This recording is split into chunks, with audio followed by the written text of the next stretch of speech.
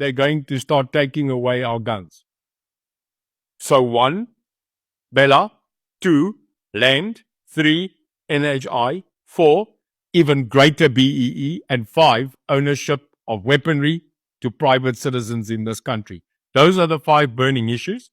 And then 6, religion. 7, language. 8, freedom of speech. 9, freedom of movement.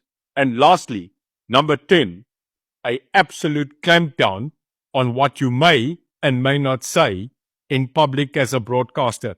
They are the 10 points predicted today. Hartlike goeienaand kykers en luisteraars, baie welkom by hierdie uitsending. Ek hoop dat dit vir u tot waarde sal wees, soos altyd. U het nou geluister na 'n uitknipsel van 'n onderhoud wat Neil de Beer gevoer het en ek wil graag u aandag vestig op die 5de risiko of die 5de situasie wat hy projekteer en voorspel.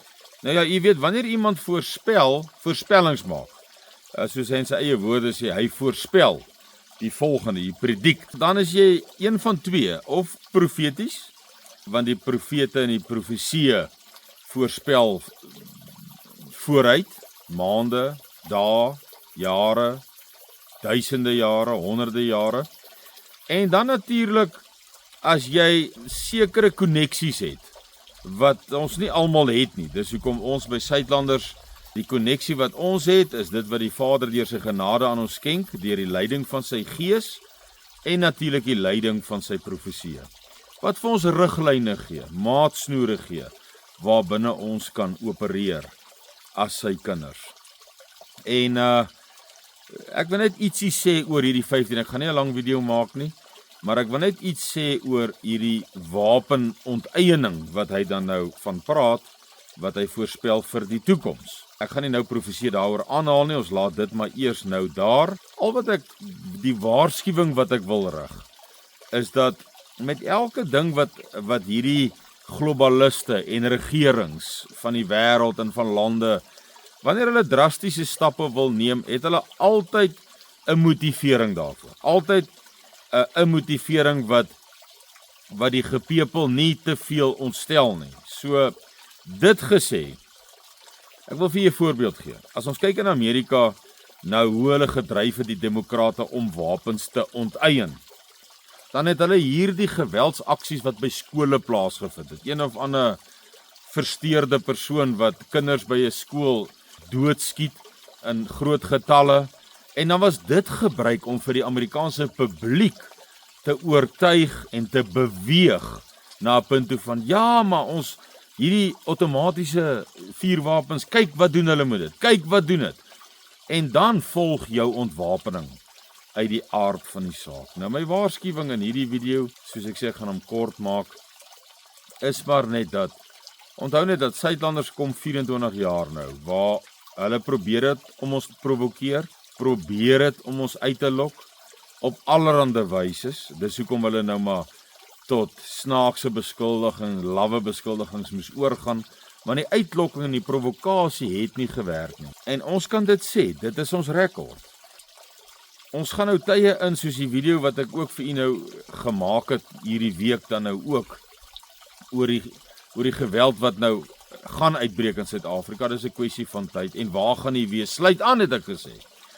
En ek het ook vir u gesê, dit gaan nie oor finansies nie, as u nie kan bekostig nie, sê dit vir ons dames, sê vir haar, luister, ek wil graag deel raak van Suidlanders, maar ek kan dit nie bekostig nie, dan word u deel, gratis en verniet.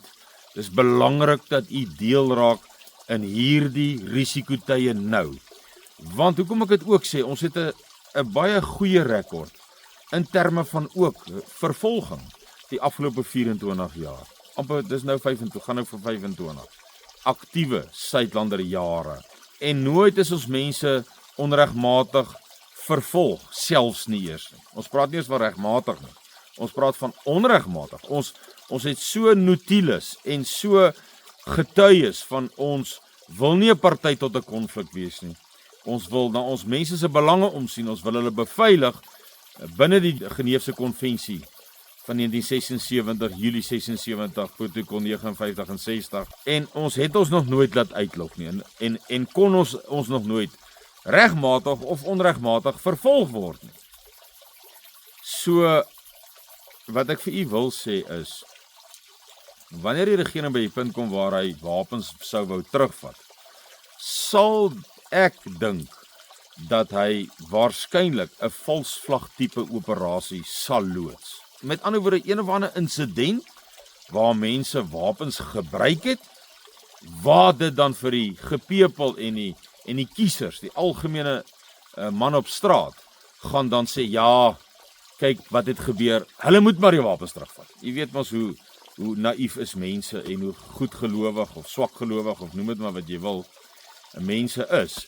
So ek wil maar net vir u waarsku, wees waaksaam, moenie u laat uitlok en dalk betrokke raak in 'n valsvlag tipe operasie. Want dit is tog logies dat ons vir mekaar vanaand kan sê, as jy die wapens wil onteien van mense, dan sal dit ideaal wees as 'n span mense of 'n groep mense ergens geweld in eie hand geneem het, wapens aangewend het en dan daarop reageer 'n regering en sê, nou het ons mos die reg om terug te vat. Sien julle almal wat het gebeur?